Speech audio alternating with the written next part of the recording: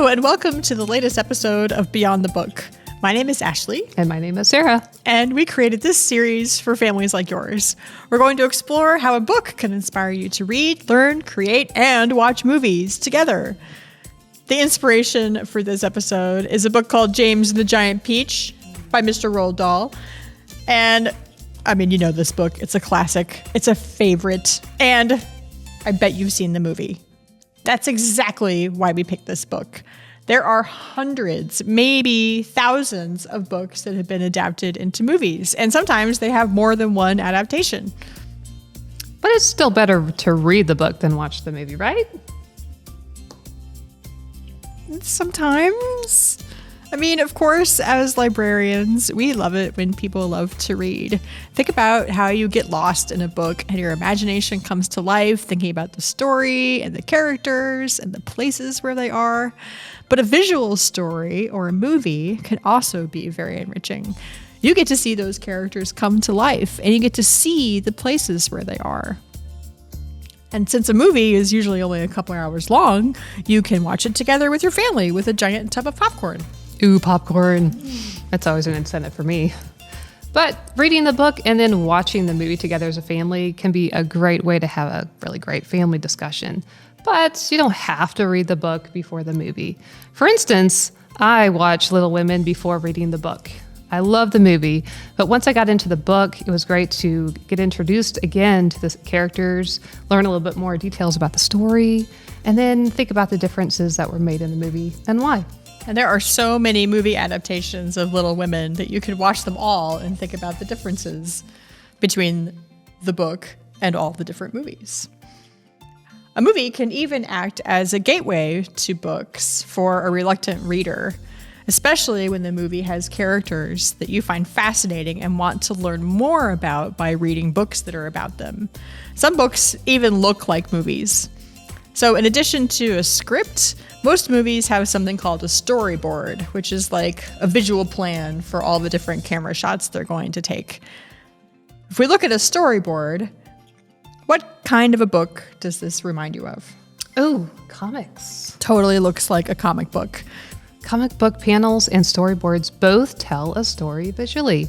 Think about it. When you look at a comic, some of the illustrations will actually look like camera angles that you see in movies. So let's review some common camera angles used in movies, courtesy of Bird and Squirrel. So we might start at the beginning of the movie, or in this book, with something called an establishing shot. This is like a really wide shot showing where all the action is going to take place. And in this case, they're in a forest and there's a path and it looks like something's about to go down. So we can't tell the whole story from this far out, right? We want to zoom in a little bit. So then we'll kind of zoom in and do a medium shot. Now you can see our characters a little bit better. And then something's going to happen. Looks like the squirrel has found a centipede. So now we've got a close-up shot of his reaction to the centipede.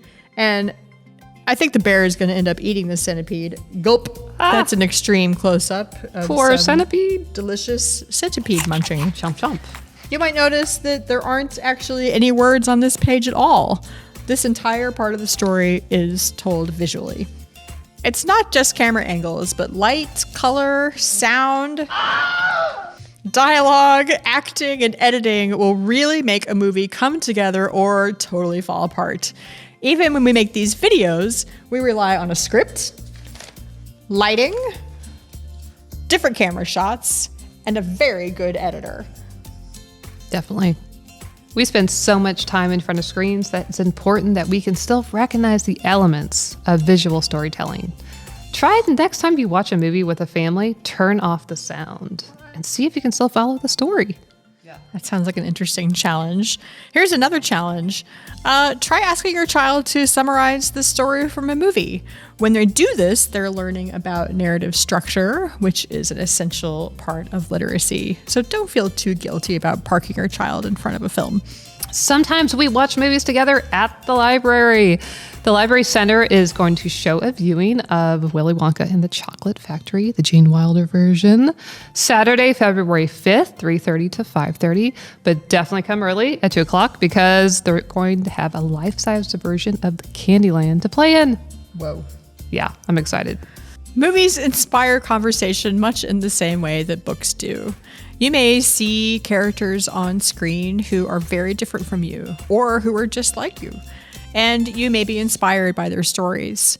You may have a strong emotional reaction to their behavior on screen, and it may teach you something about yourself and about the world. Come to the library and check out a book and its movie adaptation, and read and watch together with your family. Thanks for joining us for this latest edition of Beyond the Book.